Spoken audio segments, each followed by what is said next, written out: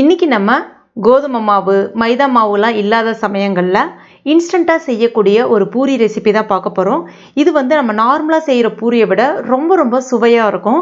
அது மட்டும் இல்லாமல் ரொம்ப நேரத்துக்கு, அதாவது கிட்டத்தட்ட ஒரு 2 மணி நேரத்துக்கு அந்த பூரி வந்து நல்ல உப்பலாகவே இருக்கும். அது மட்டும் இல்லாமல் ரொம்ப ரொம்ப சாஃப்டாகவும் இருக்கும். சாப்பிடும்போது ரொம்ப ரொம்ப சாஃப்டாக ஃபீல் பண்ணுவீங்க.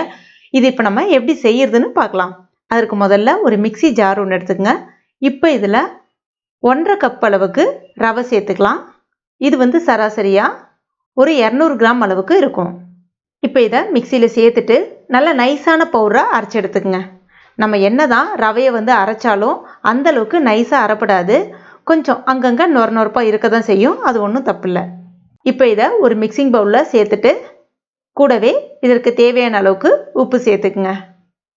அடுத்ததாக 2 ஸ்பூன் அளவுக்கு எண்ணெய் நல்லா சூடாக இருக்குது, அதையும் இது கூட சேர்த்துக்குங்க.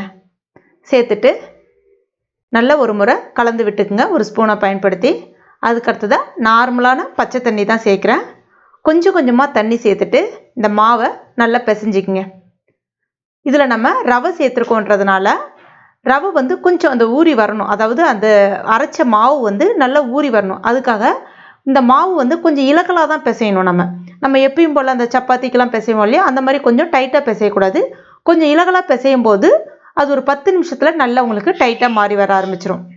இப்போ இதை ஒரு 10 நிமிஷத்துக்கு அப்படியே மூடி வச்சுருவோம்.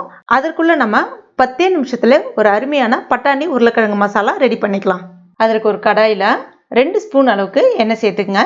எண்ணெய் காஞ்ச பிறகு 1/2 டீஸ்பூன் சின்ன சீரகம் சேர்த்துக்குங்க. இப்போ இது கொஞ்சம் பொரிஞ்சு வரட்டும். இது பொரிஞ்சு வந்த பிறகு ஒரு மீடியம் சைஸ் பெரிய வெங்காயம் நல்லா பொடிசாக கட் பண்ணிவிட்டு சேர்த்துக்குங்க. கூடவே 2 பச்சை மிளகாய் சின்ன சின்னதாக கட் பண்ணிவிட்டு சேர்த்துக்குங்க. இப்போ வெங்காயம் நல்லா சிவந்து வரட்டும். இப்போ பாருங்கள், வெங்காயம் நல்லா சிவந்து வந்துடுச்சு. இப்போ இதில் 1/2 டீஸ்பூன் அளவுக்கு இஞ்சி பூண்டு விழுது சேர்த்துக்குங்க. சேர்த்துட்டு அதனுடைய பச்சை வாசனை போகிற அளவுக்கு மறுபடியும் வதக்கி விட்டுக்குங்க. அடுத்ததாக மசாலா சேர்த்துக்கலாம். ஸ்டவ்வை கம்ப்ளீட்டாக சிம்மில் வச்சுருங்க. இப்போ இதில் 1/2 டீஸ்பூன் மிளகாய் பொடி, 1 டீஸ்பூன் தனியா பொடி அதாவது கொத்தமல்லி பொடி, 1/4 டீஸ்பூன் கரம் மசாலா பொடி, 1/4 டீஸ்பூன் மஞ்சள் பொடி, 1/2 டீஸ்பூன் ஜீரகப்பொடி, சின்ன ஜீரகப்பொடி சேர்த்துக்கலாம். சேர்த்துட்டு ஒரு 1/2 நிமிஷத்துக்கு வதக்கி விட்டுக்குங்க. அடுத்ததாக ஒரு மீடியம் சைஸ் தக்காளி பொடிசாக கட் பண்ணிவிட்டு அதையும் இது கூட சேர்த்துட்டு அந்த தக்காளி நல்லா வந்து மசிஞ்சு வர்ற அளவுக்கு வதக்கி விட்டுக்குங்க. இப்போ பாருங்கள், இந்த மாதிரி நல்லா மசிஞ்சு வரணும். அடுத்ததாக நான் இன்றைக்கி ஃப்ரெஷ்ஷான பட்டாணி வந்து ஒரு 1/2 கப் அளவுக்கு எடுத்திருக்கேன். உங்ககிட்ட காய்ந்த பட்டாணி தான் இருக்குன்னா ஊற வச்சுட்டு குக்கரில் வந்து வேக வச்சுட்டு சேர்த்துக்குங்க. சேர்த்துட்டு ஒரு முறை கலந்துக்குங்க. அடுத்ததாக உருளைக்கிழங்கு 2 மீடியம் சைஸ் உருளைக்கிழங்க நல்லா வேக வச்சுட்டு தோல் உரிச்சிட்டு மசிச்சுட்டு எடுத்துருக்கேன். அதையும் இது கூட சேர்த்துக்கலாம். சேர்த்துட்டு எல்லாம் ஒன்றோட ஒன்று நல்லா கலந்து வர்ற அளவுக்கு கலந்து விட்டுக்குங்க. இப்போ இதில் தேவையான அளவுக்கு தண்ணி, கிட்டத்தட்ட ஒரு 1.5 கப் அளவுக்கு தண்ணி சேர்த்துக்குங்க. சேர்த்துட்டு இதுக்கு தேவையான அளவுக்கு உப்பும் சேர்த்துக்குங்க. சேர்த்துட்டு ஒரு முறை கலந்து விட்டுட்டு இப்போ இதை மூடி வச்சிடலாம். ஒரு 5 நிமிஷத்துக்கு கொதிக்கட்டும் மீடியம் ஃப்ளேமில். இப்போ ஒரு 5 நிமிஷம் ஆயிடுச்சு. இப்போ இதனுடைய பதம் பார்க்கலாம். இப்போ பாருங்கள், இந்த மாதிரி தான் இருக்கும். நீங்கள் நல்லா திக்காக ஆகணும் அப்படின்றதுக்காக ஸ்டவ்லேயே வச்சு ரொம்ப திக்காக ஆக்கிடாதீங்க. ஏன்னா இது வந்து ஆற ரொம்ப திக்காயிடும். ஏன்னா நம்ம உருளைக்கிழங்க மசிச்சுட்டு சேர்த்துருக்கோம். ஸோ இதுதான் வந்து கரெக்டான பதம்.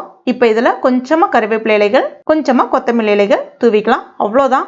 மணக்க பட்டாணி உருளைக்கிழங்கு மசாலா அருமையாக ரெடி ஆகிடுச்சு. இப்போ 10 நிமிஷமும் ஆயிடுச்சு. அதே சமயத்தில் இந்த மாவும் நல்லா ஊறி வந்திருக்கு. இப்போ இதை ஒரு தடவை அழுத்தி விட்டு பிசைஞ்சிட்டு சின்ன சின்ன உருண்டையாக, ரொம்ப பெரிய உருண்டையாக எடுத்தோன்னா பூரி எப்பவுமே தட்டையாக வரும். எப்பவுமே பூரி போடும்போது இந்த மாவுன்னு இல்லை, எந்த மாவில் நீங்கள் பூரி போட்டாலும் சின்ன உருண்டையாக எடுங்க. ரொம்ப அழகாக சூப்பராக நல்லா உப்பி வரும். எல்லாத்தையும் அது மாதிரி சின்ன சின்ன உருண்டைகளை உருட்டிங்க. அடுத்ததாக ஒரு ஒர்க்கிங் ஏரியாவில் கொஞ்சமாக மாவு, கோதுமை மாவு இல்லைனா மைதா மாவு இல்லைனா எண்ணெய் கூட நீங்கள் பயன்படுத்திக்கலாம். ரெண்டுமே இல்லைனா வெறும் எண்ணெய் மட்டும் நீங்கள் தடவிட்டு மாவு வந்து விரிச்சிக்கலாம்.